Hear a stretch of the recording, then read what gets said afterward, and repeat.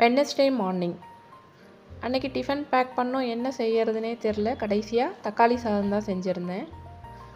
ஜீரக சம்பா அரிசியில் தான் செஞ்சுருந்தேன். நல்லாவே வந்திருந்தது. 1 டம்ளர் அரிசிக்கு 2 டம்ளர் தண்ணி தான் ஊற்றி தான் செஞ்சுருந்தேன். தக்காளியை நல்லா அரைச்சிட்டு நல்லா வதக்கிட்டு கரம் மசாலா, தனி மிளகாய் தூள், உப்பு இதெல்லாம் சேர்த்து இந்த மெத்தடில் தான் செஞ்சுருந்தேன். தக்காளி சாதம் நல்லாவே வந்திருந்தது.